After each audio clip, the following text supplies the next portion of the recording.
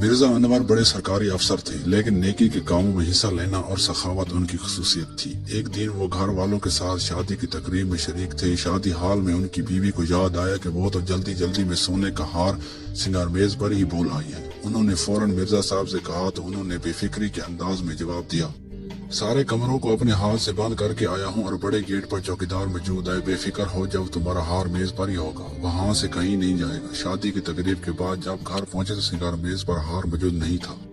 یہ دیکھ کر دونوں پریشان ہو گئے اور سارا کمرہ چھان مارا، لیکن ہار نہ ملا۔ چوکیدار سے معلوم کیا کہ ہمارے بعد کوئی آیا تو نہیں تھا۔ چوکیدار نے جواب دیا، کوئی نہیں آیا تھا صاحب۔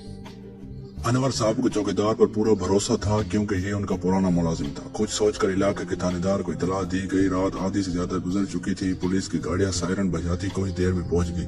مرزا انور نے سارا ماجرا پولیس کے سامنے بیان کر دیا۔ انہوں نے جائے وقوع کی اچھی طرح چھان بین کی، لیکن ان کو کوئی بھی ثبوت نہیں ملا۔ لہٰذا پولیس افسر مرزا صاحب کو آرام کا مشورہ دے کر صبح آنے کا کہہ کر چلے گئے۔ ان کی بیگم کی آنکھوں سے نیند اڑ گئی، لیکن انور صاحب بے فکری کی نیند سو گئے اور کافی دن نکل آنے پر ان کی آنکھ کھلی تو کچھ دیر بعد چوکیدار نے آ کر اطلاع دی کہ پولیس والے آئے ہیں۔ یہ سن کر انہوں نے کہا، انہیں بیٹھک میں بٹھاؤ، ابھی آتا ہوں۔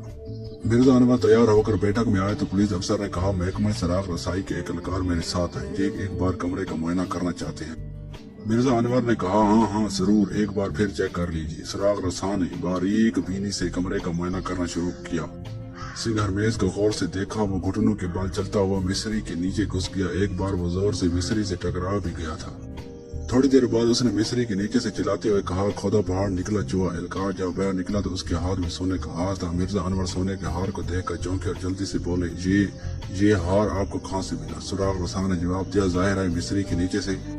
وہ بولے، مگر وہاں کیسے؟ آپ کے کمرے میں چوہے کا آنا جانا ہے، لہٰذا ایک بلی بھی پال ہے۔ چراغ رساں نے مسکرا کر جواب دیا۔ مرزا انور اور پولیس افسر کا اس کا منہ تکنے لگے۔